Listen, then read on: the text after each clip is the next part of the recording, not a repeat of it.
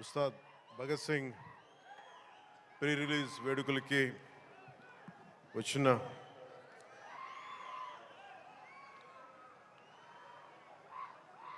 నా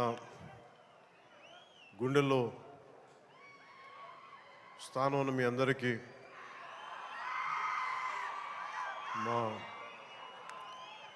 దీన్ని టీవీలో చూస్తున్న తెలుగు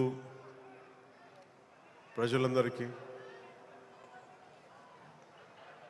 మీ అందరికీ నా హృదయపూర్వక నమస్కారం. మనస్ఫూర్తిగా ఈ వేడుకకి మీ ఆశీర్వాదాలు ఇవ్వడానికి, మీ బ్లెస్సింగ్స్ చెప్పడానికి ఇక్కడికి వచ్చినందుకు మీ అందరికీ నా ధన్యవాదాలు తెలియజేసుకుంటాను. ఇందాక సుమా గారు మాట్లాడుతా గత కాలంలో కొన్ని ఏమన్నారండి మీరు ఇందాక సుమా గారు? అప్పట్లో లేదండి, అంటే మెల్లిగా నన్ను బీసీ ఏరాలోకి పెట్టేశారండి. ఈ మధ్యనే ఓజీ వచ్చిందని కూడా మీరు మర్చిపోయారు. సరే, అంటే నేను రెగ్యులర్గా సినిమాలు చేయకపోవడం వల్ల నన్ను ఇలా మీరు వెనక్కి నెట్టేయడం భావ్యం కాదని బల్లగుద్ది మరీ ఈ సందర్భంలో మీకు తెలియజేస్తాను. బాధ కలిగిస్తున్నాయి నాకు ఈ మాటలు.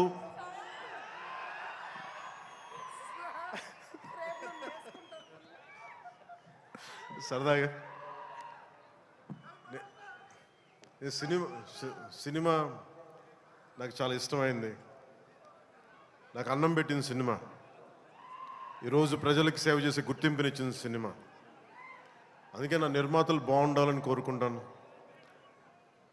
సినిమా కోసం ఉత్సాహంతో వచ్చే నా అభిమానులు ఆనందం కలగాలని కోరుకుంటాను. ఎప్పుడు సినిమా ఎలా ఆడాలి, ఎంత బాగా ఆడాలి నాకు తెలియదు. ఎప్పుడు సినిమా రిలీజ్ అయినప్పుడు కలెక్షన్స్ ఎంత ఇప్పుడు అడగలేదు, నాకు తెలియదు ఆ సంగతి. అలాగే నాకు ఏ సినిమా బాగుండాలని కోరుకుంటాను. నేను ఎప్పుడు తెలుగు సినిమా, తమిళ సినిమా ఇలా చూడండి. నేను ఇండియన్ సినిమా అనుకుంటాను. ఎప్పుడు నేను భారతీయ చిత్ర పరిశ్రమ అనుకుంటాను తప్ప ఈ తెలుగు, తమిళ్ లేదంటే హిందీ ఇట్లా అనుకోని ఎప్పుడు. అలాంటి తెలుగు చిత్ర పరిశ్రమ ఈరోజు భారతదేశంలో ప్రపంచవ్యాప్తంగా అది ఆస్కర్ దాకా వెళ్ళి ఇది మన తెలుగు చిత్ర పరిశ్రమ తాలూకు గ్రేటెస్ట్ అచీవ్మెంట్. అది అలాంటి తెలుగు చిత్ర పరిశ్రమలో నాకు చిన్నపాటి భాగస్వామ్యం ఉన్నందుకు చాలా ఆనందంగా ఉంటుంది. ఎప్పుడు నా నిర్మాతలు బాగుండాలని కోరుకుంటాను. నా దర్శకులు, నా రైటర్స్ వాళ్ళు రాసిన కథని నేను ఎంత బాగా చేయాలని అనుక్షణం తపన పెడతాను. కానీ రిజల్ట్స్ ఎప్పుడు మన చేతిలో ఉండవు. ఒకసారి నేను ఎప్పుడు సినిమాలు నాకు పదే చాలా సందర్భాలు చెప్తూ ఉంటాను. నా వరకు ఒకే హీరో, అది మెగాస్టార్ చిరంజీవి గారు. సో ఎవరైనా నన్ను మెచ్చుకుంటా ఉంటే నాకు అంటే మన హరీష్ అన్నారు చిరంజీవి గారిని పిలవాలి అని నేను మాట్లాడుతాను, ఆయన ఫంక్షన్ పిలవాలి అది అంటే చెప్పాను. మీకు హీరో కావాలి అంటే నన్ను పిలవండి, మీకు తమ్ముడు కావాలంటే చిరంజీవి గారిని పిలవండి. చిరంజీవి గారి పక్కన ఉంటే ఏమైపోతుందంటే నేను హీరో అన్న సంగతి మర్చిపోతాను. నాకు ఏం మాట్లాడాలో కూడా తెలియదు నాకు ఒక్కసారి. అలాంటిది అన్నయ్య చిరంజీవి గారు మనస్ఫూర్తిగా ఈరోజు ఉస్తాద్ భగత్ సింగ్ ట్రైలర్ చూసి ఆయన ట్వీట్ చేసింది ఇందాకే చూపించారు. ఇందాక నాకు అన్నయ్య చిరంజీవి గారికి మనస్ఫూర్తిగా నా ధన్యవాదాలు తెలుపుతాను. అలాగే మన రామ్ చరణ్ తను కూడా ట్వీట్ చేసినందుకు మనస్ఫూర్తిగా నా ధన్యవాదాలు తెలుపుతాను. అలాగే దర్శకులు బుచ్చిబాబు గారు, పిఠాపురం నివాసి, సో వారికి కూడా మనస్ఫూర్తిగా నా ధన్యవాదాలు తెలుపుతాను. సినిమా స్టార్ట్ చేసేటప్పుడు ఎప్పుడు కూడా చాలా అద్భుతంగా రావాలి, 10 మందికి డబ్బులు రావాలని ప్రయత్నం చేస్తూ ఉంటాం. స్టార్ట్ చేసే ప్రాసెస్లో చాలా అడ్డంకులు ఎదుర్కొంటాం, చాలా ఇబ్బందులు ఎదుర్కొంటాం, చాలా కష్టాలు ఎదుర్కొంటాం. ఒకసారి సినిమా విజయం సాధించే కొంచెం అడ్డు అందరికి ఇబ్బందిగా ఉంది, కొంచెం మీరు దయచేసి పక్కన కొంచెం కొంచెం పక్కన. సినిమా విజయం సాధించాలని అందరం పనిచేస్తాం. ఈ ప్రాసెస్లో చాలా ఒడిదుడుకులు ఎదుర్కొంటాం. ఒడిదుడుకుల్ని తట్టుకొని ఒక సినిమాని అనుకున్నట్టుగా తీసి విజయం సాధించడం చాలా చాలా చాలా కష్టమైంది. నిద్రలు ఉండవు. అందరం ఎవరి పట్టుకుడి కోసమే పనిచేస్తాం. ఇది ఎవరిని ఉద్ధరించడానికి సినిమాలు చేయం, కానీ మా పని, మాకు ఇష్టమైన పని, మాకు ఉపాధినిచ్చే, మాకు తిండి పెట్టేది ఇది. సో ఎవరం కూడా సినిమా పోవాలని ఎవరు, ఏ హీరో కాదు, ఏ హీరో కూడా ఎవరు చేయరు. అందరూ బాగుండాలని చేస్తారు, కానీ అన్నిసార్లు పరిస్థితులు అనుకూలించు. నాకు ఈ సినిమా ప్రారంభించినప్పుడు హరీష్ శంకర్ని దర్శకులుగా మన రవి గారు తీసుకొచ్చినప్పుడు గబ్బర్ సింగ్ తర్వాత మేము చేయలేకపోయాం. మేము కూర్చొని సినిమా లేట్ అయింది. ఇందాక తను చెప్పిన రీజన్స్ కూడా నేను ఒకసారి దర్శకుడు నమ్మానంటే నేను నమ్మేస్తాను. సినిమా ఇంక ఎలా వస్తుందో నాకు తెలియదు, కానీ చాలా బ్లైండ్గా నమ్మేస్తాను. ఏం చేయమంటే చేస్తాను. సో తను అనుకున్న ఒక కథను తీసుకొచ్చారు. దాన్ని పూర్తి స్థాయిలో ముందుకు వెళ్ళలేకపోయాం. చిన్న కథ మారింది, మధ్యలో కోవిడ్ వచ్చింది. వీటన్నిటి మధ్య పాలిటిక్స్కి వెళ్ళాం. పాలిటిక్స్లో ఇప్పుడున్న పదవిని బాధ్యతలు తీసుకోవటం వల్ల వీటన్నిటి మధ్య ఎలా డేట్స్ ఇవ్వాలి అన్నీ కూర్చోబెట్టి నాకున్న ఈ విధులకి ఇబ్బంది కలగకుండా ఎలా చేయాలనేది రాత్రి పగలు కూర్చొని చాలా తక్కువ టైంలో చేశాను. ఈ సినిమా చూసిన తర్వాత నాకు ఒకటేమనిపించిందంటే, 48 రోజులు చేసావా హరీష్? ఒక 45 రోజుల్లోనే సినిమా ఫినిష్ చేశాను. మేజర్ సినిమా అంతా. అది కూడా కరెక్ట్గా చెప్పాలంటే రోజుకి నేను పొద్దున ఒక 2-3 గంటలు, సాయంత్రం ఒక 3 గంటలు అలా పనిచేశాను. కొన్నిసార్లు 5-6 గంటలు. అంటే నిజంగా ప్లాన్ చేస్తే నాకు సినిమాలు చేయొచ్చు అని భరోసా ఇచ్చింది ఉస్తాద్ భగత్ సింగ్. తన హరీష్ అంత బాగా ప్లాన్ చేశాడు. అంటే ఒక దర్శకుడు చాలా బాగా చెయ్యాలి అంటే ఒక మైత్రి మూవీ మేకర్ సక్సెస్, వాళ్ళు తీస్తున్న వరుస విజయాలు కావచ్చు, పుష్ప కావచ్చు, రేపొద్దున్న పెద్ది కావచ్చు, అంతకుముందు తీసిన దూకుడు కూడా మీదే కదా, జనతా గ్యారేజ్ కానీ, శ్రీమంతుడు కానీ, సినిమాలు అంటే ఒక నిర్మాణ సంస్థకి ఇన్ని విజయాలు ఎందుకు వస్తాయి? అది కాకతాళీయంగానో చాలా యాక్సిడెంట్గా జరగవు. They must be great thought behind it, great effort behind it. అందుకని వీళ్ళకి విజయాలు వస్తున్నాయి అంటే వాళ్ళు ఎంత కష్టపడతారని నాకు ఈ సినిమా చూసాక నాకు అర్థమైంది. మనస్ఫూర్తిగా అలాంటి మైత్రి నిర్మాణ సంస్థలో నాకు అవకాశం వచ్చింది. మనస్ఫూర్తిగా వారికి నా ధన్యవాదాలు తెలియజేసుకున్నాను. సార్, నేను పాలిటిక్స్లో మాట్లాడలేకపోతున్నాను, కొంచెం భరించాను.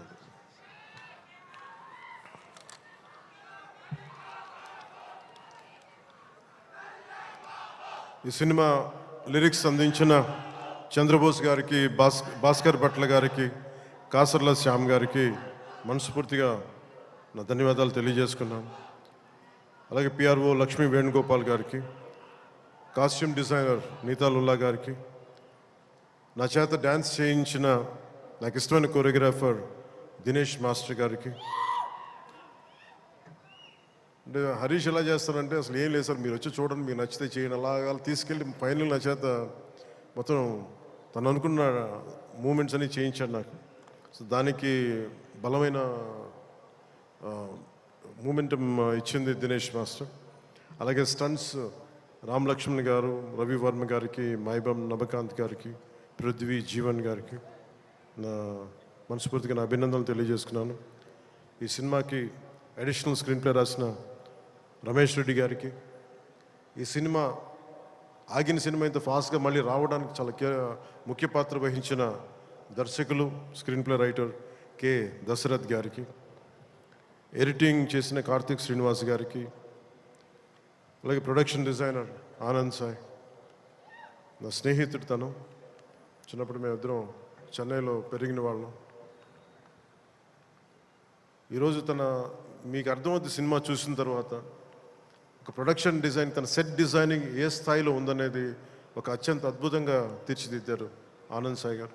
వారికి మనస్ఫూర్తిగా నా అభినందనలు. ఈ 2 పాటల్ని ప్రత్యేకి మన కెమెరామెన్ ఆయనంక బోస్ గారికి చాలా బ్యూటిఫుల్ ఫోటోగ్రఫీ చేశారు. అలాగే ఈ 2 పాటల్ని, ఇప్పుడు కనిపించే 2 పాటల్ని రవి వర్మన్ గారు చేశారు. వారికి కూడా వారి అద్భుతమైన ఫోటోగ్రఫీ, వారికి కూడా నా అభినందనలు తెలియజేస్తాను. దేవిశ్రీ లేకుండా, దేవిప్రసాద్ లేకుండా సినిమాకి ఈ స్థాయి ఊపొచ్చుండేది కాదు.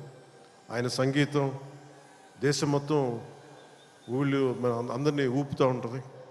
అలాగే దేవిప్రసాద్ గారి మొదటి ప్రైవేట్ ఆల్బమ్, ఫస్ట్ టైం సినిమాలోకి రాకముందు వీడియో ఆల్బమ్, మ్యూజిక్ ఆల్బమ్ని నేనే రిలీజ్ చేశాను. అప్పుడు నా మొదటి 2-3 సినిమాల మధ్యలో ఆయన అసోసియేషన్ లాగా కంటిన్యూ అవడం మనస్ఫూర్తిగా వారికి నా అభినందనలు తెలియజేస్తున్నాను. అలాగే background score, OG background score తోటి, సాంగ్స్ తోటి ఇచ్చిన తమన్కి చాలా తక్కువ సమయంలో దేవి గారు బిజీగా ఉండటం వల్ల ఆ బాధ్యతల్ని, ఆ బరువుని భుజం మీద తీసుకుని తమన్ గారికి మనస్ఫూర్తిగా నా ధన్యవాదాలు తెలుపుకుంటా ఉన్నాను. ఎగ్జిక్యూటివ్ ప్రొడ్యూసర్ రావిపాటి చంద్రశేఖర్ గారికి, దినేష్ గారికి, అలాగే సిఇఓ చెర్రీ గారికి మనస్ఫూర్తిగా నా ధన్యవాదాలు తెలుపుకుంటున్నాను. శ్రీలీల గారికి నిన్న సరదాగా అన్నాను, కానీ డ్యాన్స్ ఆవిడ చేయకూడదని సరదాగా అన్నాను, కానీ యాక్చువల్గా she's a brilliant performer, brilliant dancer.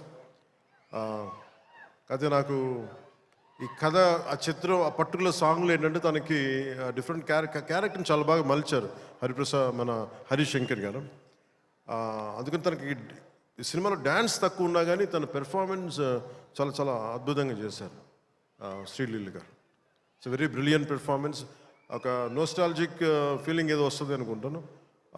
ఆ పర్టికులర్ సాంగ్ ఏదో ఒక పర్టికులర్ నేపథ్యంలో సంగీతాన్ని వాడారు మన హరీష్ శంకర్ గారు. దాంట్లో శ్రీలీల గారు చేసింది కానీ తన క్యారెక్టరైజేషన్, నాకు తెలిసి ఇప్పుడు దాకా శ్రీలీల గారు చేసిన క్యారెక్టర్స్లో చాలా గుర్తుండిపోయే పాత్ర ఉంటుందని నేను మనస్ఫూర్తిగా నాకైతే నేను మన డబ్బింగ్ చెప్తున్నప్పుడు నాకు అది అనిపించింది. She has done a great performance and great job. Rashi Khanna garu కథ వినకుండా కేవలం నేను యాక్ట్ చేస్తున్నాను, నా పక్కన యాక్ట్ చేయాలి అని చెప్పి పెద్ద మనసుతోటి కథ కూడా వినకుండా స్ట్రైట్గా సెట్కి వచ్చి ఆ రోజు నాతో మా చెప్పారు, మీ కథ కూడా వినలేదు, మీతో యాక్ట్ చేయాలని దీంతో వచ్చేసానని చెప్తే రాశికన్న గారికి కూడా మనస్ఫూర్తిగా నా ధన్యవాదాలు, అభినందనలు తెలుపుకుంటున్నాం. She has done a fabulous job, brilliant job. అలాగే ఈ సినిమాకి 2 ముఖ్య పాత్రధారులు, ఒకళ్ళు కేఎస్ రవికుమార్ గారు తమిళనాడు తమిళ ఫిల్మ్ ఇండస్ట్రీ నుంచి, అలాగే పార్థిబన్ గారు. అలా కేఎస్ రవికుమార్ గారికి మన రజనీకాంత్ గారితో, కమల్ హాసన్ గారితో చాలా సినిమాలు చేసిన వ్యక్తి, దర్శకులు వాళ్ళిద్దరు. కేఎస్ రవికుమార్ గారు, వారికి కూడా నా ధన్యవాదాలు తెలియజేస్తా ఉన్నా. ఎస్పెషల్లీ పార్థిబన్ గారికి నాకు చాలా ఇష్టమైన వ్యక్తి. నేను చెన్నైలో ఉన్నప్పుడు ఆయన పుదీపాదే అని చెప్పి మొదటి సినిమా ఆయన డైరెక్ట్ చేసి ఆయనే హీరోగా యాక్ట్ చేశారు, సీత గారి హీరోయిన్. నేను వెళ్ళి మెడ్రాస్, ఐ థింక్ ఇక్కడ ఉదయం థియేటర్ అనుకుంటా, నేను నా ఫ్రెండ్ ఆనంద్ సాయి మేమిద్దరం వెళ్ళి ఆ సినిమా చూసాం. ఫస్ట్ సినిమా సంవత్సరం ఆడింది, అది ఒక సంవత్సరం అంత బ్రిలియంట్ ఫిల్మ్ చేశారు. తర్వాత తెలుగులో కూడా చేసినట్టు ఆ cinema. Such a brilliant director, brilliant screen play writer, అసలు ఆయన మోటివేషనల్ స్పీకర్ కూడా ఆయన. అలాంటి పార్థిబన్ గారి సినిమాలో చాలా అంటాగనిస్ట్గా నటించడం మనస్ఫూర్తిగా వారికి బ్రిలియంట్ పెర్ఫార్మెన్స్ బై పార్థిబన్ గారు, వారికి నా ధన్యవాదాలు తెలియజేసుకుంటున్నాను. కొన్ని గౌతమి గారికి తల్లిపాత్ర చేసిన సత్యం రాజేష్ గారికి, ప్రవీణ్ గారికి, ప్రభాస్ శ్రీను గారికి, కేజీఎఫ్ అవినాష్ గారికి, కిల్లి క్రాంతి గారికి, రావు రమేష్ గారికి, రమేష్ రెడ్డి గారికి, మాగంటి శ్రీనాథ్ గారికి, మీర్ సర్వ టెంపర్ వంశీ గారికి, అలాగే నా చిన్నప్పుడు పాత్ర చేసిన పుష్కర్ గారికి మనస్ఫూర్తిగా నా అభినందనలు, నా ధన్యవాదాలు తెలియజేసుకున్నాను. నవీన్ గారికి గబ్బర్ సింగ్ చూసినప్పుడు యుఎస్లో ఆయన మొదటి డిస్ట్రిబ్యూటర్గా ఉండేవారు. చాలా సందర్భాల్లో కలిసినప్పుడు నాతో మీతో ఒకసారి సినిమా చేయాలి, అలాంటి గబ్బర్ సింగ్ లాంటి విజయం ఉండే సినిమా మీకు చేయాలని కోరికని ఒక 7-8 ఇయర్స్గా, ఆల్మోస్ట్ 10 ఇయర్స్గా అడుగుతూ ఉన్నారు. అది ఈరోజు ఉస్తాద్ భగత్ సింగ్ ద్వారా తీరుతుందని మనస్ఫూర్తిగా నేను ఆకాంక్షిస్తున్నాను, ఆశిస్తున్నాను. అలాగే రవి గారికి కూడా నా బెస్ట్ విషెస్ తెలియజేస్తాను. ఈ సినిమా ఈరోజు అయ్యి ఇంత బాగా వచ్చిన సినిమా అంటే ఒకడే కారణం దీనికి. మీలో ఒకటి దర్శకుడైతే ఎలా ఉంటుందో అది హరీష్ శంకర్. అంటే తెలుగు అంటే హరీష్ గురించి చెప్పాలి అంటే తెలుగు చిత్ర పరిశ్రమకి ప్రాంతీయత, కులాలు ఇవేమి ఉండవు. ఈరోజు మన తెలంగాణ నేల నుంచి వచ్చినవాడు, కరీంనగర్ నుంచి వచ్చినాడు. మరి సినిమాని మనకి దీనికి ఎల్లలు ఉండవు, హద్దులు ఉండవు. దీనికి ఆ సినిమానా ఈ సినిమానా అని కాదు, ఇది మన సినిమా. ఇది మన దేశపు సినిమా, మన నేల సినిమా, మన నేల నుంచి పుట్టిన దర్శకుడు. ఇలాంటి అద్భుతమైన దర్శకుడు నన్ను ఇలా చూడాలని చెప్పేసి ఊహించుకొని ఇలా కావాలని చెప్పి తపన పడి, నాకు హార్స్ రైడింగ్ నాకు రాదు. నాకు గబ్బర్ సింగ్ షూటింగ్ టైంలో నాకు తీసుకెళ్ళి మన గుజరాత్లో తీసుకెళ్ళి గుర్రం తీసుకొచ్చారు. దేనికన్నా నేను మామూలుగా నడిచి వస్తే ఈ విలన్స్ని కొట్టొచ్చామనుకుంటే, లేదు గుర్రం మీద రావాలని అంటారు. నాకు అప్పటిదాకా హార్స్ రైడింగ్ తెలియదు. నాకు గుర్రం పట్టుకొని నడవడం అలవాటు, కానీ హార్స్ రైడింగ్ తెలియదు. కానీ మనోడు అడిగాడు కదా, చేసేద్దామని చెప్పి గుర్రం మీద ఎక్కి దాని చెవిలో ఒకటే చెప్పాను, నన్ను జాగ్రత్తగా తీసుకెళ్ళి వదలని గుర్రంతో ఒక్కొక్క మాట చెప్పాను. అది మిరాక్యులస్గా నన్ను తీసుకెళ్ళింది. అంటే నన్ను ఎందుకు చెప్తున్నాను, ఇది మనిషి నన్ను ఎంత కోరుకున్నాడో నన్ను చాలా ఆశిస్తాడు. నేను ఏదైనా నేర్చుకోవడానికి సంసిద్ధతతో ఉంటాను తప్ప అన్నీ ఒకటికి అన్ని అద్భుతాలు, అన్ని క్వాలిటీస్ ఎలా ఉంటాయి, అన్ని టాలెంట్స్ ఒక మనిషిలో ఉండవు కదా. కానీ ఒకసారి సినిమాకి ఏంటంటే స్పాంటేనియస్గా అన్నీ నేర్చుకోవాల్సి వస్తుంది ఒక్కోసారి. సో అలాంటి స్పాంటేనిటీ ఒక యాక్టర్కి రావాలి అంటే ఆ డైరెక్టర్ కానీ ఆ రైటర్ కానీ ఎంత ప్యాషనేట్ వ్యక్తులు అయితే తప్ప మనం చేయలేం, పుష్ చేస్తారు అట్లా. సో అలాంటి అద్భుతమైన దర్శకుడు ఈరోజు హరీష్ శంకర్ ఈ సినిమాకి పడ్డ తపన కానీ, రహీం బాబులు డైరెక్షన్ టీం పడ్డ తపన కానీ, ఎడిటింగ్ టీం పడుతున్న శ్రమ కానీ, మ్యూజిక్ టీం పడుతున్న శ్రమ కానీ, వీటన్నిటినీ ఒక క్యాప్టెన్గా, ఒక షిప్ క్యాప్టెన్గా తను ముందుకు తీసుకెళ్లే విధానం హరీష్ శంకర్కి మనస్ఫూర్తిగా నేను నా అభినందనలకు మించి వీటన్ని నా గుండెల్లోంచి నా ప్రేమపూర్వకంగా తెలియజేస్తాను. Hats off to Harish, you have done a brilliant job and wonderful job. Harish శంకర్కి మనం చెప్తా ఉన్నాను, చాలా కమిటెడ్ వ్యక్తి. నేను ఒకటేం చెప్తుంటే అనవసరమైన కాంట్రవర్సీస్కి వెళ్ళగా బాబు నువ్వు వదిలేసి అని చెప్తా ఉంటాను. ఏంటంటే ఇందాక అన్నాను కదా, మన సుమా గారు అడిగితే ఆ ఇచ్చి పడేసే గోత్రం నాది కదా హరీష్. నేను తీసుకుంటాను, దెబ్బలు తీసుకుంటాను, మావాడు తీసుకోడు, ఇచ్చేస్తాడు తిరిగి. అంటే ఇలాంటి వాడు నా ఉద్దేశంలో ఈ రోజున ఒక రోజున మన తెలంగాణ నేలకి పనిచేస్తాడు, మన భారతదేశానికి కూడా పనిచేస్తాడు. అంత సత్తా ఉన్నాడు, చాలా పాండిత్యం ఉన్నవాడు, గొప్ప dialogue writer, story writer, and amazing director. అలాంటి డైరెక్టర్ నన్ను ఊహించుకొని నేను చాలా చేయలేను, నాకు నేనుగా నేను ఊహించుకోలేను నేను నా గురించి. కానీ ఇలా బాగుంటుంది, మీ మనసులో ఆకాంక్షలు ఎలా ఉంటాయి, ఏం చేస్తాడు అని చెప్పి రాసుకొని నా చేత చేయించి ఇవన్నీ మీకు ఈరోజు నాకు సినిమా గురించి మీరు చూడండి అద్భుతంగా ఉంటుందని చెప్పడం నాకు ఎప్పుడు ఎబ్బెట్టుగా ఉంటుంది, ఇబ్బందిగా ఉంటుంది. నా సినిమా నేను నమ్ముకోలేను, చూడండి అని చెప్పలేను. కానీ నాకు సినిమా డబ్బింగ్ అప్పుడు చూస్తాను, లేదంటే నేను టెక్నికల్ ఆస్పెక్ట్స్ చూసేటప్పుడు ఉండేది. కానీ ఈ సినిమాను చూస్తున్నప్పుడు ఖచ్చితంగా గబ్బర్ సింగ్ తర్వాత అలాంటి విజయం సాధించాలనేది మీ అందరి ఆశయాలతో ఖచ్చితంగా ఇది గబ్బర్ సింగ్ అంత విజయం సాధిస్తానని చెప్పి నేను మనస్ఫూర్తిగా నేను కోరుకుంటున్నాను, అభిలాషిస్తున్నాను. కాదు ఇది నేను ఎక్కువ ఎందుకు చెప్పట్లేదంటే ఫైనల్ వర్డిక్ట్ ఎప్పుడు ప్రజలదే, అభిమానులది, తెలుగు ప్రేక్షకులది. మీరు ఏం నిర్ణయిస్తారో ఇది మీ చేతిలో ఉంది. కానీ మా నుంచి తప్పు లేకుండా అయితే సినిమా చేశాం.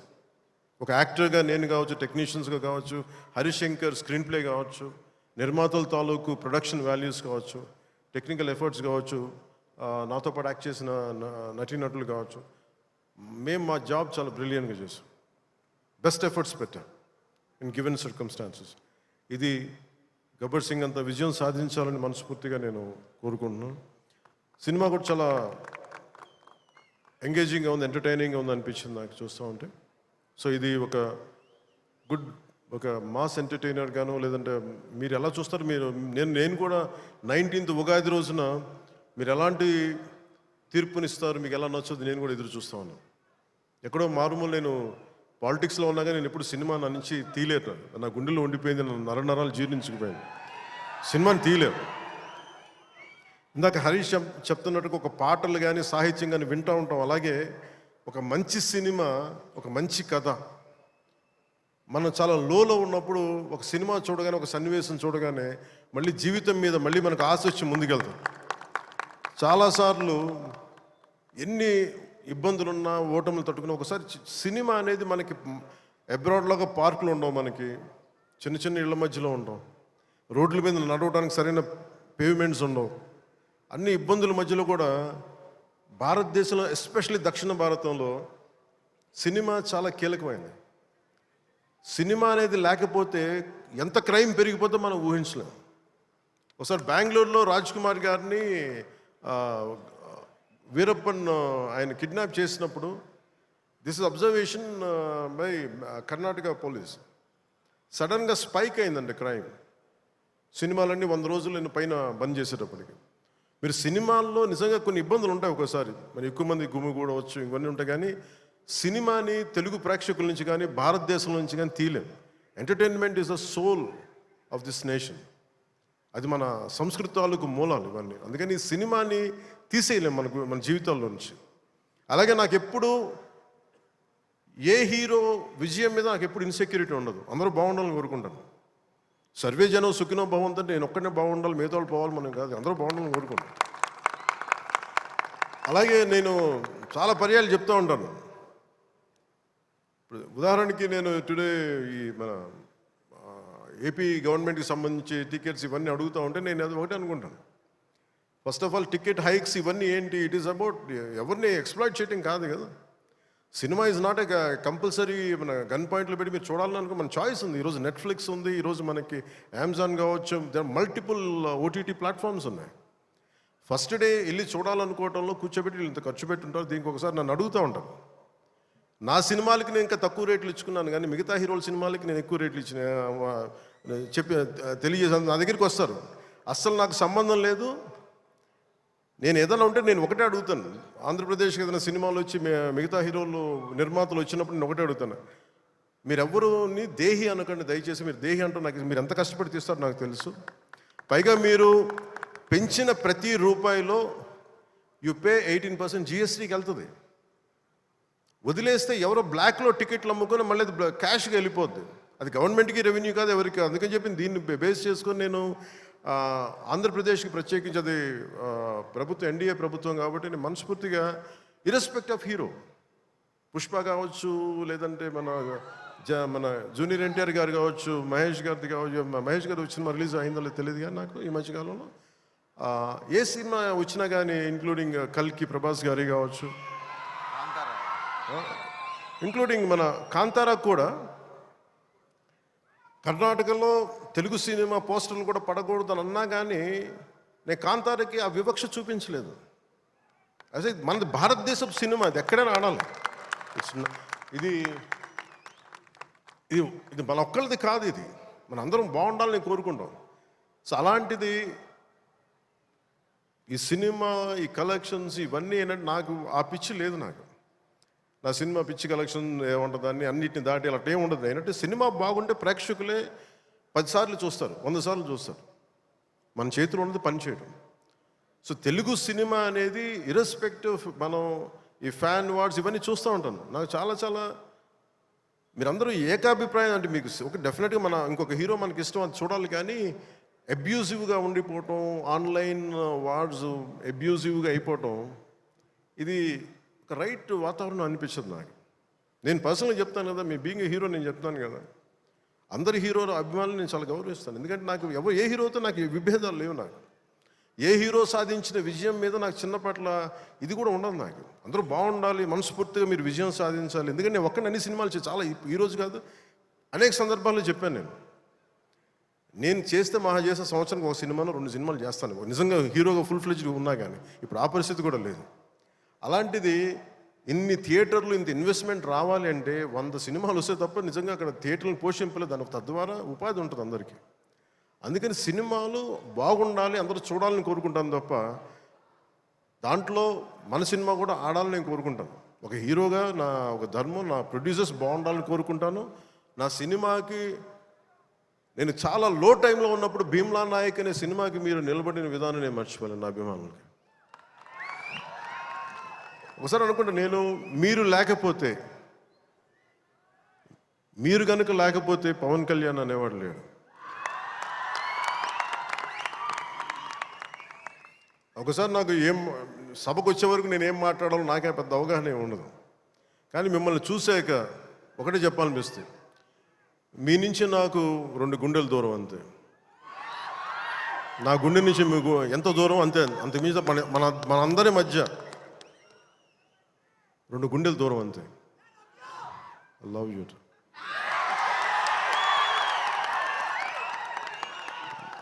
నేను సినిమా చేసినప్పుడు ఒకటే కోరుకుంటా, మీకు పవన్ కళ్యాణ్ సినిమా చూసినప్పుడు ఎలా ఉండాలి అని కోరుకుంటానంటే ఎంటర్టైన్మెంట్ ఉండాలి. ఆర్ట్ సినిమాలో ఉండకూడదు, కొంచెం ఎంటర్టైన్మెంట్ ఉండాలి, చిన్న ఉత్సాహం రావాలి, చిన్నపాటి సామాజిక అవగాహన స్పృహ ఉండాలి, దేశం మీద చిన్నపాటి భక్తి ఉండాలి, భక్తి పెంపొందించేలా ఉండాలి. ఇవన్నీ ఒక కలెక్టివ్ థాట్ అన్నీ సరైన కమర్షియల్ మీటర్లో దొరికితే ఎలా ఉంటుందో ఈ సినిమా హరీష్ శంకర్ నిర్దేశకత్వంలో, ఆయన దర్శకత్వంలో నేను ఏమైతే ఇలా ఉంటే బాగుంటుందని కోరుకుంటానో అవన్నీ చాలా పొందిగ్గా ఒక భగవంతుడికి ఒక మాల్లా కూర్చాడు. ప్రేక్షకులుగా ఆ మాల వేయడానికి సిద్ధంగా ఉన్నాను హరీష్ శంకర్. మీరు this film will definitely I think entertain you. అంటే నాకేంటంటే డికేడ్స్ నుంచి, లాస్ట్ 2.5 డికేడ్స్ నుంచి నాకు ఏ సినిమా చెప్పుకోవడం నాకు తెలియదు. తొలి ప్రేమ కూడా ఆడినప్పుడు, నా ఫస్ట్ సినిమా ఆడినప్పుడు కూడా, అంటే మేబీ నా 3rd, 4th సినిమా, నాకు తెలియదు అది ఎంత హిట్ అయిందని కూడా తెలియదు. అలాగే మనం ఓజీ హిట్ అయినప్పుడు కూడా నాకు తెలియదు. అంటే నాకేమనుకుంటానంటే మన పని అయిపోయింది కదా, మీరు చొక్కాలు చించుకుంటారా, థియేటర్లో ఏం చేస్తారో నాకు తెలియదు. నాకు అలాగే ఈ సినిమా మీకు అత్యంత అద్భుతమైన వినోదం ఇవ్వాలి, మీకు జోష్నివ్వాలని మనస్ఫూర్తిగా కోరుకుంటూ మీ అందరికీ మరోమారు ఒకటి, నా కుదిరినంత వరకు అంటే నేను చాలాసార్లు అనుకున్నాను, ఒకసారి సినిమాలు పాలిటిక్స్లోకి వెళ్ళి సినిమాలు వదిలేస్తే బెటర్ అనిపిస్తుంది ఒకసారి.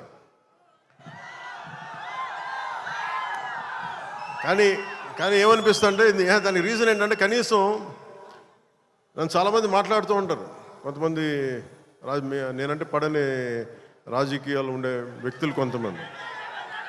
నాకేమనిపిస్తుందంటే అలాగే నాకేమనిపిస్తుందంటే, రాజకీయాల్లో ఉండే వాళ్ళందరికీ కాంట్రాక్టులు చేసుకుంటారు, వాళ్ళందరికీ వ్యాపారాలు ఉన్నాయి.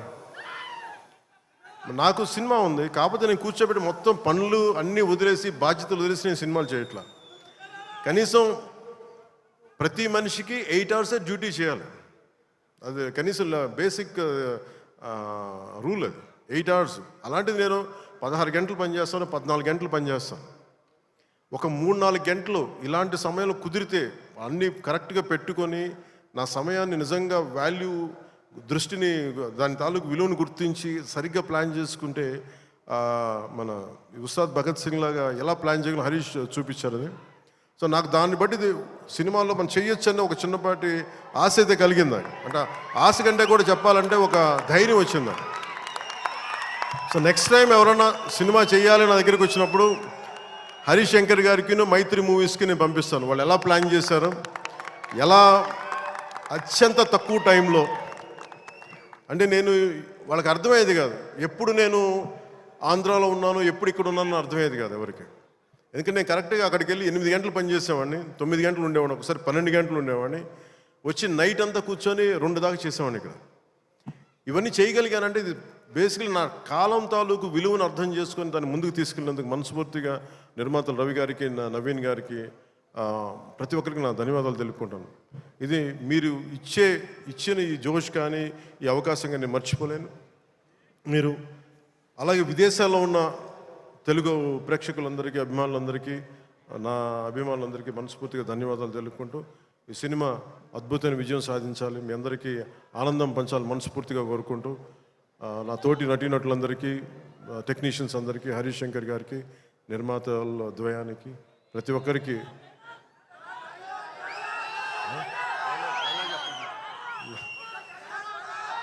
నా ధన్యవాదాలు తెలుపుకుంటున్నాను.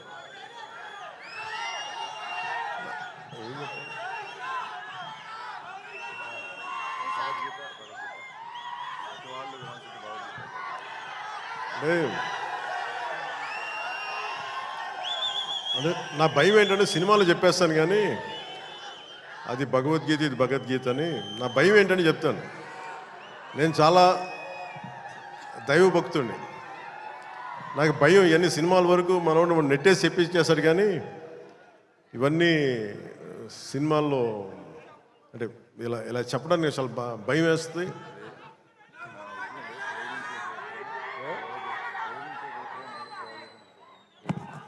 అంటే ఇచ్చి పడేసి ఇవన్నీ కాకుండా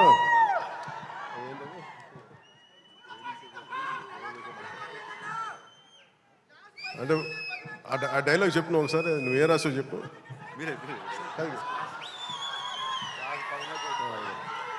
అంటే ఏంటన్నా ఇచ్చి పడేసే గోత్రం ఏంటన్నా, అంటే ఈయన రాసింది ఏంటంటే ఇచ్చి పడేసే గోత్రం ఇరగదీసే నక్షత్రం అని. అంటే నేను అలా చెప్పలేను. నా నిజ జీవితంలో నేనేం చెప్పగలను? మిమ్మల్ని ప్రేమించే గోత్రం ఉండదు.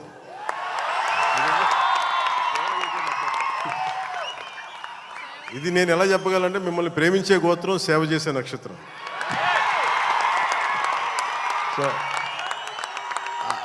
సో నేను డైలాగ్ చెప్పండి ఇదే చెప్పగలను తప్ప. సో మీ అందరికీ ధన్యవాదాలు తెలుపుకుంటూ ఈ పోలీస్ గ్రౌండ్స్ ఇచ్చిన తెలంగాణ రాష్ట్ర ప్రభుత్వానికి, గౌరవ ముఖ్యమంత్రి శ్రీ రేవంత్ రెడ్డి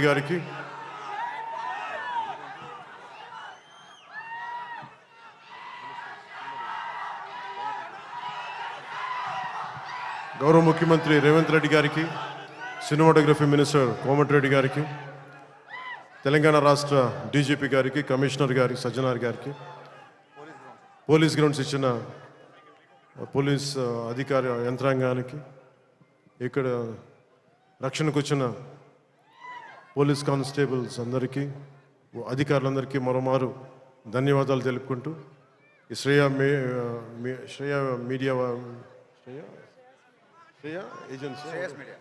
శ్రేయస్ మీడియా వారికి మనస్ఫూర్తిగా నా ధన్యవాదాలు తెలియజేసుకుని సెలవు తీసుకున్నాను. జై హింద్.